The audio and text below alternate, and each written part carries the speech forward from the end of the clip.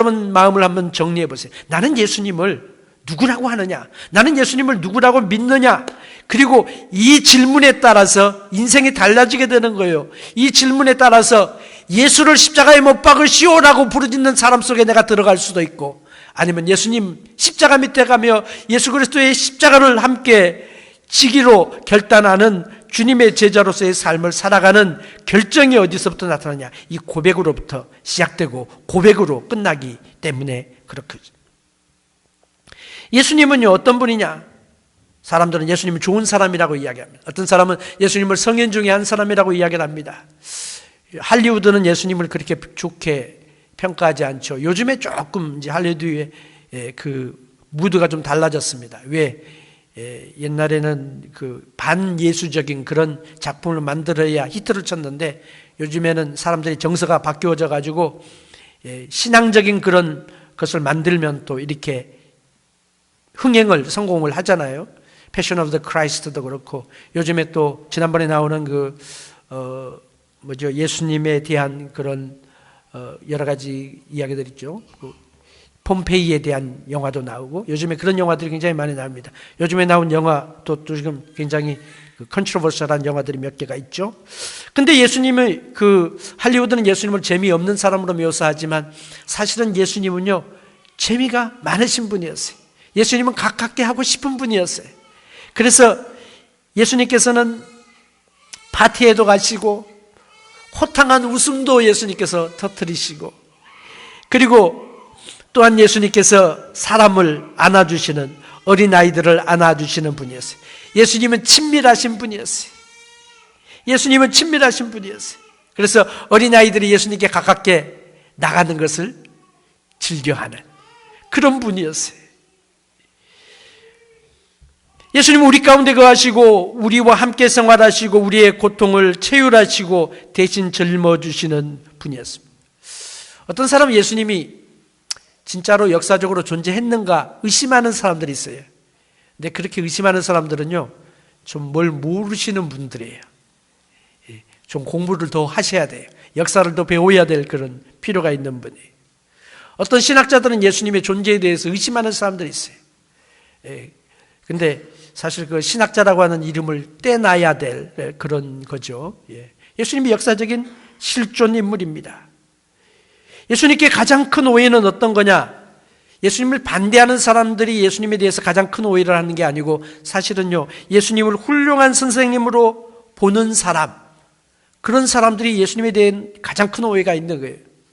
예수님을 그냥 훌륭한 사람으로 생각을 하는 것입니다. 예수님을 도덕적인 그런 어떤 스승으로 생각을 하시는 겁니다. 그런데 예수님은 도덕적인 선생이지만, 그러나 예수님이 하신 말씀은 믿지 않는 사람들이 있어요. 예수님이 참 도덕적인 분이다. 그러나 나는 예수님이 하신 그 말씀 가운데 죽었다가 다시 부활하겠다, 그런 말은 못 믿겠다. 그럴 수가 있느냐? 어떻게 죽은 사람이 살아날 수 있느냐? 나는 예수님이 훌륭한 선생님으로 생각을 합니다. 그러나 예수님이 하나님이라고 하는 말은 나는 못 믿겠습니다. 이건 말이 안 되는 거예요. 말이 안 되는 거예요. 우리는 예수님이 주장하시는 것처럼 하나님의 아들로 인정하든지, 아니면 예수님이 정말로 잘못됐다고 이렇게 이야기하든지, 둘 중에 우리는 결정하지 않을 수 없는 것입니다. 자, 그러면 질문이 뭐냐? 예수님이 누구냐 하는 거죠. 예수님이 누구시냐? 예수님의 진정한 아이덴티티가 무엇인가 하는 것입니다. 예수님은요, 구약에서 예수 그리스도에 대해서 그렇게 오랜 세월 동안 예언해 주셨던 그분이 바로 예수님이에요. 예수님에 대한 예언들이 많이 있어요. 우리도 적당한 예언을 할 수 있죠. 점쟁이 같은 예언은 저도 할 수 있습니다. 동쪽으로 가면 좋은 일이 있을 것입니다. 동쪽으로 계속 가다 보면 좋은 일이 생길 수밖에 없는 거죠. 금년에 참 잘 될 겁니다. 그런 말은 우리가 덕담으로 하는 거지, 그걸 보고 예언이라고 말할 수는 없어요. 근데 예수님께 대한 예언은 굉장히 구체적입니다. 예를 들면 이런 거예요. 예루살렘에 입성을 하게 되는데 어린 나귀를 타고 입성하게 될 거다. 근데 어린 나귀 중에서도 여러 가지 퀄리피케이션이 필요한 거예요. 또 예를 들어서 예수님이 배반을 당하게 되는데 시편 41편 9절에 보면 나의 신뢰하는 바 내 떡을 먹는 나의 가까운 친구도 나를 대적하여 그 발꿈치를 들었나이다. 발꿈치를 들었다고 하는 것은 뒤통수 쳤다는 말이에요. 예, 배반했다는 말이거든요. 예수님을 배반하는데 누가 배반하느냐? 예수님이 가장 가깝게 신뢰했던 사람이 예수님을 배반한다는 거예요. 뭐 그런 말 있잖아요. 믿는 도끼에 발등 찍힌다. 그런 말이 맞는데 예수님의 생애 속에 누가 배반합니까? 가룟 유다가 배반해요. 가룟 유다가 예수님의 신뢰를 받았습니까? 예수님의 신뢰를 절대적으로 받았죠. 그래서 예수님께서 뭘 맡기셨어요? 재정을 맡기셨어. 예수 공동체의 재정을 맡은 사람, 재정을 맡을 정도로 신뢰했던 사람이에요. 그러나 그가 예수님을 배반하게 되는 것입니다. 물론 요한복음에 보면 예수님께서 다 아시고 미리 예언하시는 그 말씀들이 있죠. 그래서 이런저런 예언을 따져보면은 예수님이 어디에서 태어나시느냐, 출생에 대한 예언, 예수님의 생애에 대한 예언, 예수님의 죽으심에 대한 예언, 예수님의 하실 일에 대한 예언, 부활에 대한 예언, 예수님의 재림에 대한 예언, 이런 예언들을 보면 엄청나게 많이 있어요. 그런데 이 예언이 어떻게 한 사람에게 이루어질 수 있냔 말이에요. 예수님이 태어나실 곳이 유대 베들레헴이라는 곳이에요. 유대 땅 베들레헴아, 그렇게 예언이 되어져 있어요. 그래서 그 동방에서 박사들이 찾아왔을 때 헤롯 대왕이 유대인의 왕으로 나신 이가 어디 계시뇨? 헤롯 대왕은 금방 알아듣. 유대인의 왕은 무슨 말이냐면요, 이방 사람들이 유대인의 메시아를 부를 때에 부르는 이름이 유대인의 왕이었어요. 그러니까 유대인의 왕이라 그러니까 헤롯이 질문을 뭐라고 합니까? 그리스도가 어디에서 나겠느냐? 메시아가 어디서 나겠느냐? 성경학자들이, 제사장과 서기관들이 금방 대답하면 유대 베들레헴입니다. 그렇게 대답을 했어요. 그러니까 예수님이 베들레헴에서 태어나지 않았으면 메시아가 죽어도 아닌 것입니다. 그래서 예수님이 나사렛 예수라고 불리우니까 예수님이 그 출생에 대해서 모르는 사람들이 있잖아요. 그래서 마태가 예수님의 출생기사, 누가가 예수님의 출생기사를 정확하게 베들레헴에서 태어났다고 이야기를 하는 거죠. 자, 그 예언이 어떻게 한 인물에 대하여 집중적으로 이루어질 수 있느냐? 이거는요, 있을 수 없는 일입니다. 그래서 어느 사람이요, 이 전문가가 계산을 해봤답니다.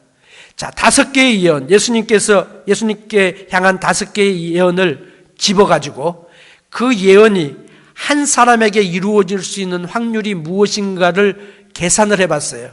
숫자적으로 계산을 하면은요, 우리가 평온에도 잘 모르잖아요. 그래서 그걸 갖다가 확률적으로 계산을 했더니 probability가 어떻게 됐냐면 이런 이야기예요.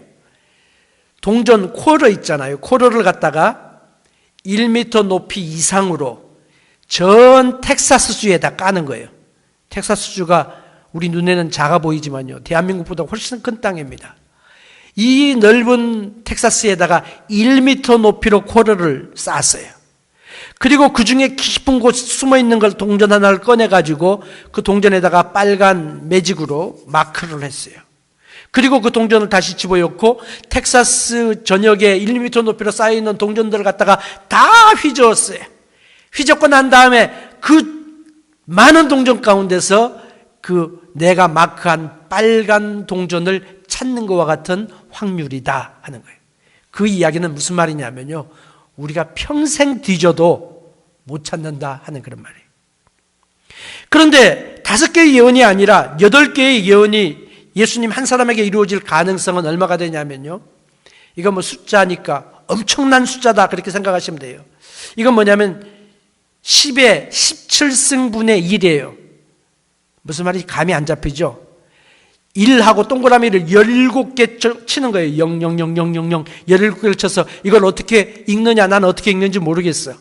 그냥 10의 17승이라고 읽는데 그 중에 하나 찾는 거와 똑같은 거라는 말이죠. 48개의 예언이 한 사람 앞에 이루어질, 예수님께 이루어질 가능성이 얼마나 되느냐? 확률적으로 계산했을 때에 10의 48승분의 1. 감이 안 잡히죠? 250개의 예언이 예수님께 이루어질 예언이 뭐냐? 10의 157승분의 1의 확률이라. 다른 말로 하면요, 이거는 죽어도 안 된다, 불가능 중에 불가능이다 라고 말하는 게, 이미 우리는 300가까지 가지도 않았어요 지금 여기에.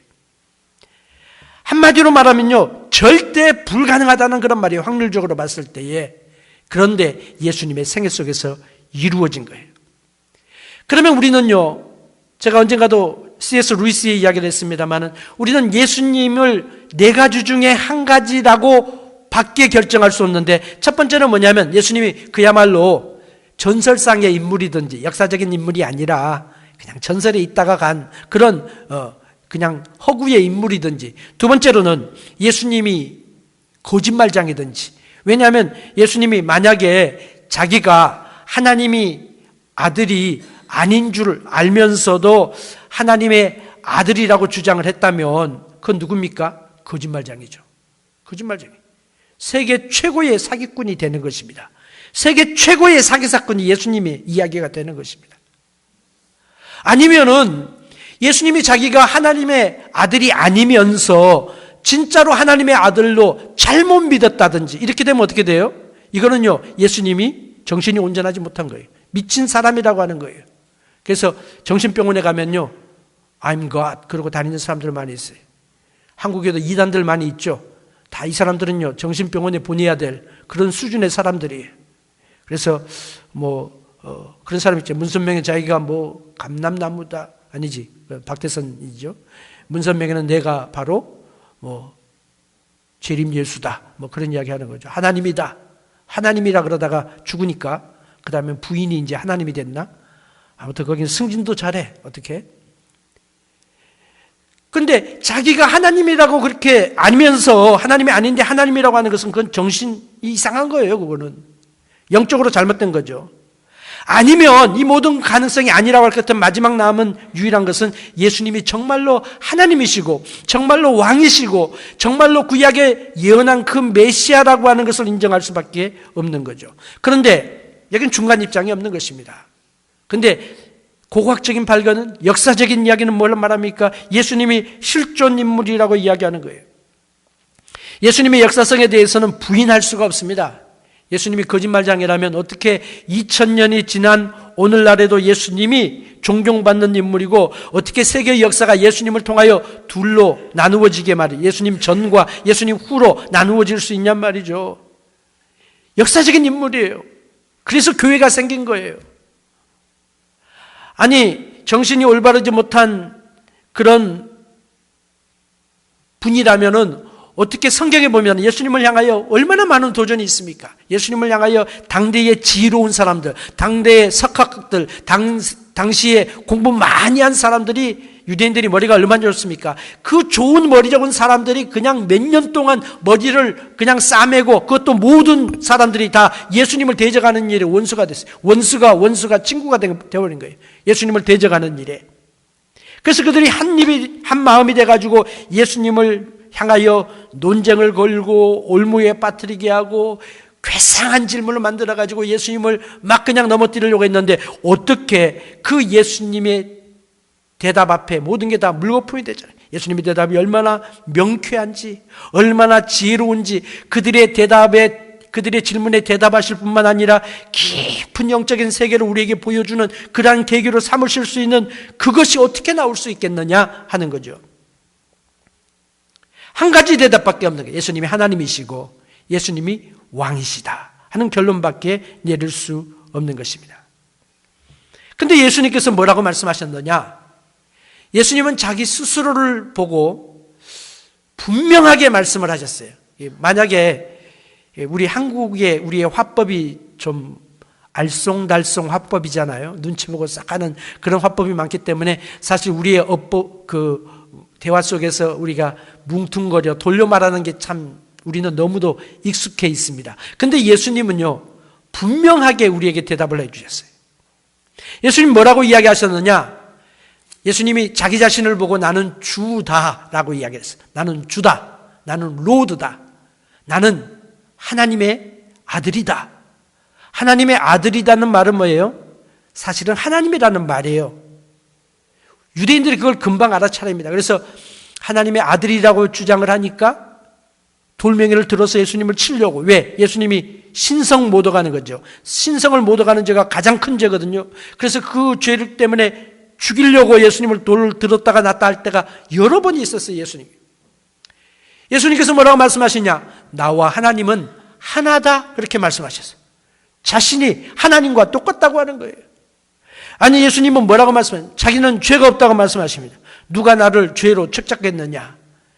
세상에 예수님을 졸졸 따라다니면서 예수님을 지금 올무를 걸고 예수님을 죽이려고 하는 사람들이 지금 막 그냥 드글거리고 스파이를 보내고 막 그냥 끝난 다음에 막 자기끼리 토론을 하고 준비를 하고 있는데, 그 원수들 앞에서 누가 나를 죄로 책잡겠느냐?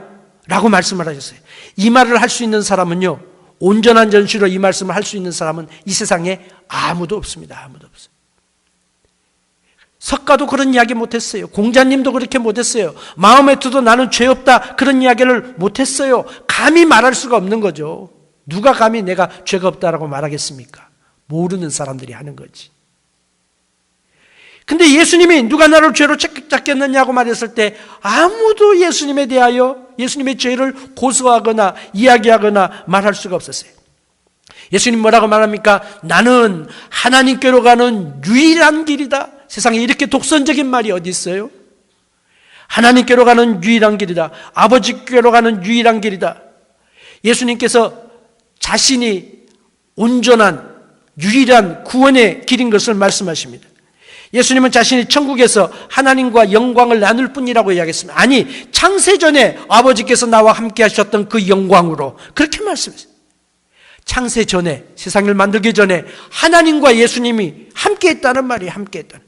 함께 했을 뿐만 아니라 영광을 공유했다고 하는 말이에요. 하나님의 영광이 내 영광이란 그런 말씀이에요. 내 영광이 하나님의 영광이다, 그 말이에요. 다른 말로 하면 하나님과 나와 같다, 그렇게 이야기했어요. 앞으로 자신이 천국에서 하나님과 영광을 나눌 뿐이라고 그렇게 이야기를 했어요.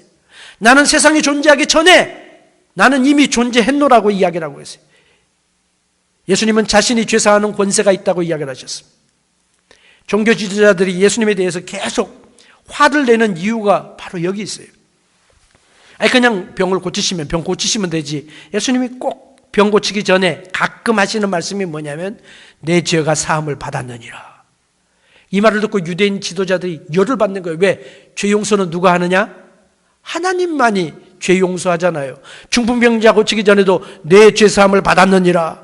그러니까 이 유대인들이 그냥 막 화가 나는 거예요. 어떻게 하나님만 죄 용서하는데 당신이 죄 용서한다고 그러느냐? 예수님께 말씀하시죠. 자, 생각해봐라. 내 죄 사함을 받았느니라 하는 말과 내 병이 나았다 하는 말이 어느 게 더 쉽겠느냐? 내 병이 나았다 하는 것은 뭐가 나타나야 돼요? 증거가 나타나야 되잖아요. 병이 고침받아야 되니까 아무나 그 말을 못 하잖아요. 근데 내 죄가 사함을 받았느니라고 말하는 것은 안 보이잖아요. 그러나 주님께서 덧붙이시는 그 말씀은 뭐냐면은 내가 죄사하는 권세가 있는 것을 너희로 하여금 알게 하기 위하여 한 것이다. 그리고 보라, 병이 낫지 않았느냐? 병 나은 것은 내가 죄사하는 권세가 있는 것을 너희들에게 보여주는 증거다라고 말씀을 하신 거죠. 그러니까 예수님을 그냥 죽이고 싶은데 그냥 나타나는 일은 하나님이 하시는 일이니까 두려워서 그것도 못하고 이제 이런 일들이 많이 있죠. 예수님께서 뭐라고 말씀하십니까? 내가 너에게 영생을 준다고 말씀하셨습니다. 세상에 영생을 누가 줍니까? 영생을 주는 것이 아니라 갖지도 못하는데, 그렇죠? 안 죽으면 좋겠는데, 그래서 죽지 않기 위하여 불로초를 구하기 위하여 진시황은 어떻게 했다, 한국으로 사람 보냈다, 이런 이야기도 또 있잖아요. 그런데 예수님께서는 영생을 주신다고 했습니다. 그리고 내가 영생 줄 수 있는 그 증거를 보여주마. 내가 십자가 달려 죽을 것이다. 그러나 3일 만에 내가 다시 살아나리라. 부활할 거다. 여러 번 약속을 하셨어요. 그래서 이 약속이 너무너무 공개적이니까 유대인들이, 종교 지도자들이 예수님 십자가 달려 돌아가신 다음에 그냥 둘 수가 없는 거예요. 왜? 제자들이 시체 훔쳐가지고 가고 예수님 부활하셨다 그러면 어떡하느냐? 그 혼동을 누가 막겠느냐? 그래서 뭘 하냐면요, 그 예수님을 십자가에 달려 돌아가신 그 후에 그 무덤에 안치하고 무덤을 갖다가 막았어요. 이 유대인들의 무덤은 우리들의 무덤과 다릅니다. 우리는 이제 분토를 하잖아요. 근데 그 사람들은 굴을 사용을 했어요. 그래서 굴을 파고 쇠굴에 예수님을 모신 다음에 아리마다 요셉의 무덤에 모신 다음에 무덤 앞을 돌로 막았습니다. 그리고 막을 뿐만 아니라 임봉을 했어요. 아예 열지 못하도록 콘크리트로 막 친 거예요. 그리고 그거 가지고도 불안하니까 로마의 군인들을 불러가지고 로마 병정들로 하여금 지키게 했습니다. 지키게 했어요. 죽음 그러면 어떻습니까? 죽음 그러면요, 우리의 모든 것들을 새카맣게 지우는 게 죽음이에요. 죽음 그러면 아무런 생각이 안 나는 거예요. 다른 사람 죽으면 쉽게 말하지만 내가 죽는다고 생각해 보세요. 무슨 생각이 나겠어요? 내가 죽는데. 무슨 소망이 있겠어요? 그래서 죽으면 뭐와 같으냐? 블랙홀과 같은 거예요. 블랙홀은 매스가 빨려 들어가는 곳이죠. 한번 들어가면 나오지 못하는 것이에요. 빛도 블랙홀에 빨려 들어가면 빛도 못 나온대요. 과학자들이, 물리학자들이 하는 이야기가. 무슨 말이냐? 그건 우리가 잘 모르지만 아무튼 설명이 그런 거예요. 들어가면 빠져나올 수 없는 블랙홀과 같은 게 죽음이에요. 죽음이면 모든 것이 다 끝난다고 생각하는 거예요. 그런데 블랙홀과 같은 죽음 속에서 우리는 무엇이 있습니까? 빛이 있어요. 우리는 뭐가 있습니까? 우리는 하나님의 말씀이 있어요. 하나님이 주신 축복이 있어요. 그게 뭐예요? 바로 천국이에요. 천국. 그게 뭐예요? 예수님이 우리에게 주신 생명이에요. 그게 뭐예요? 예수님이 주신 영생이에요. 그래서 우리가 지난 주간에 우리 고 오병윤 집사님, 저희 교회에 30년 동안, 물론 건강이 좀 약해지셔서 교회 나오지 못한 세월이 좀 뒤에 있었습니다만 중풍으로 또 고생도 하시고, 우리 손지혁 권사님이 또 많이 또 애쓰시면서 이렇게 돌보셨죠. 근데 이 교회를 사랑하며 우리 오병윤 집사님 제가 만나 뵐 때마다 꼭 저에게 하시는 말씀이 있어요. 빨리 나와서 교회 가야죠. 그 말씀을 꼭 하세요. 한 번도 빠짐없이 꼭 그 말씀 하세요. 오병윤 집사님의 장례를 치르면서 제가 그런 고백을 했습니다. 어떤 장례는요, 굉장히 힘든 장례가 있어요. 목사가 장례를 집례하면서 너무너무 힘든 경우도 있어요. 근데 어떤 장례는요, 너무너무 감사하는, 너무너무 가벼운, 너무너무 기쁘다 그러면 좀 그렇지만, 그러나 하나님의 은혜가 막 임하는 것을 경험하는, 장례 예배를 통하여 은혜 주시는 은혜가 얼마나 많은지 몰라요. 참여한 사람들이 은혜 받는지는 모르지만 집례하는 저는 적어도 은혜를 받아요. 엄청난 하나님의 은혜와 축복이 장례 예배를 통하여 우리에게 임하는데, 그 이유가 뭐냐? 그 이유가 블랙홀과 같은 죽음을 꿰뚫을 수 있는 그 능력이 세상에 어디 있겠어요? 사람에게 누구의 어떤 권세자에게 그게 있겠어요? 근데 예수 그리스도, 그분이 자기의 죽음을 통하여, 자기의 부활을 통하여 하나님이신 것을 보여주시는 거예요. 예수님은 세상을 심판하러 오신다고 말씀하셨습니다. 그리고 예수님이 자신이 구세주고 자신이 하나님이라고 증거를 했습니다. 이런 주장은 누가 할 수 있어요? 아무도 할 수 없는 주장이에요. 근데 예수님이 한 번 하신 것이 아니라 그의 생애 전체를 통하여 계속해서 이 주장을 하신 거예요. 그래서 예수님의 주장하신 것을 예수님은 주장만 할 뿐만 아니라 증명을 하셨어요. 우리는 주장은 할 수 있죠. 그렇죠? 내가 하나님이다. 주장을 할 수 있지만 증명을 해야죠. 어떻게 증명해요? 증명을 못하는 거지. 그러니까 내가 하나님이라 그러면 사람들이 어떻게 해요? 잡아다가 정신병원에 집어넣는 겁니다. 증명 못하니까 가짜지. 미친 거잖아요. 근데 예수 그리스도는 증명을 하시잖아요. 뭘로 증명해요? 수많은 이적과 기사를 통하여 그냥 병든 자를 고쳐주시는, 그냥 이 사건을 제가 기록을 해봤더니요, 페이지가 얼마나 많은지. 페이지 넘기는 겁니다, 이게 지금. 기적을 나열하려면 끝이 없는 거예요. 우리의 삶에 하나님께서 보여주신 기적들이 얼마나 많이 있습니까? 여러분의 삶 속에 하나님께서 함께 하심으로, 기도를 응답하심으로, 여러분과 동행하심으로 위기를 극복하게 하시고, 내 생각에는 이거 도무지 안 됐다, 나는 망했다, 이제는 끝났다 생각하는 그 시간에 도리어 하나님의 능력과 지혜가 나타나서 내가 이런 말을 해? 내가 이런 아이디어를 내? 하는 그런 나 자신의 말을 보고 나 자신의 아이디어를 보고 내가 감탄할 수밖에 없는 그런 역사들을 여러분의 직장과 산업과 삶 속에서 나타내 보여주고 계시잖아요. 그걸 누가 하세요? 하나님이 하고 계시는 거죠. 예수 그리스도를 사람들은 누구라고 말합니까? 제자들의 고백을 보세요. 우리가 멀리 있는 사람은 속일 수 있어요. 여러분, 제가 거룩해 보이죠? 그러니까 저와 함께 3일을 사시면 목사님도 인간이구나 하는 거. 여러분 이미 봐가신 줄 알지만, 아무리 거룩해 보여도 같이 살면 약점이 드러나게 되는 거예요. 우리가 부부 생활을, 그래서 부부를 전도하기가 참 힘든 거 아니겠습니까? 예수 믿어 자기 그러면은 너나 잘해. 요즘에 또 너나 잘해가 한국에서 유행을 하던데, 그런 이야기 하잖아요. 제일 힘든 게 가까운 사람 전도하는 건데, 이 부부 생활은 그래도 뭐 밤에 저녁에 집에 같이 있잖아요. 근데 예수님의 제자들은 예수님과 더불어 3년 반 동안 밤낮을 함께 다니신 거예요. 밤낮을. 그러니까 예수님이 어떻게 주무시고 코를 고는지 안 고르시는지, 예수님이 이렇게 주무시는지 이렇게 주무시는지 똑바로 주무시는지 다른 사람 몰라도 제자들은 다 아는 거예요. 예수님이 하시는 말씀, 어투, 예수님의 모든 것들을 다 보여주는데 그 사람들 앞에서 좋은 평가 들을 수 있겠습니까? 들을 수 있는 사람 없어요. 많지 않은 게 아니라 아예 없어요. 아예 없어. 근데 제자들이 예수님을 뭐라고 고백하느냐? 베드로는 주는 그리스도시요 살아계신 하나님의 아들이십니다. 예수님 보고 하나님이라는 거예요. 메시아라고 하는 거예요. 주라고 하는 거예요.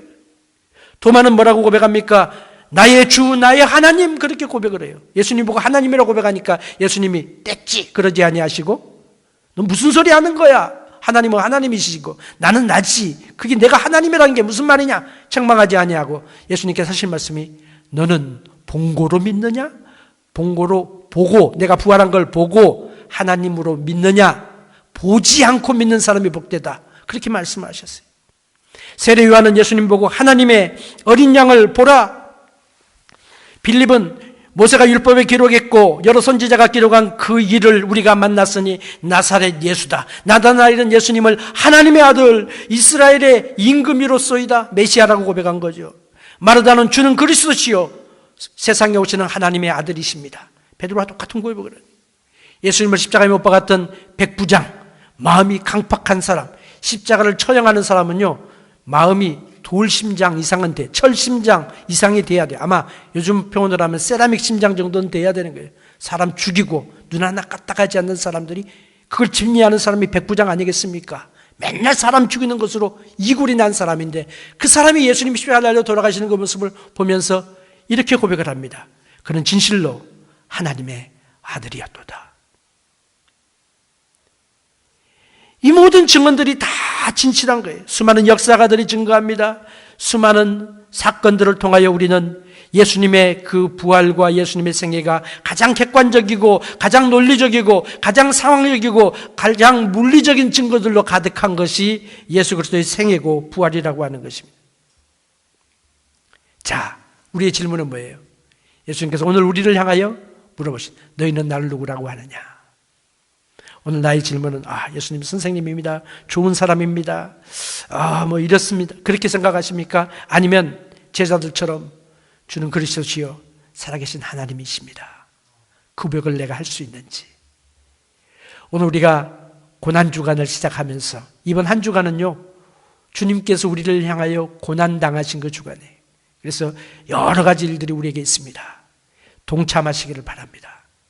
주님이 우리를 위해서 주신 놀라운 은혜를 한번 1년에 한 번쯤은 우리가 생각해야 되지 않겠습니까?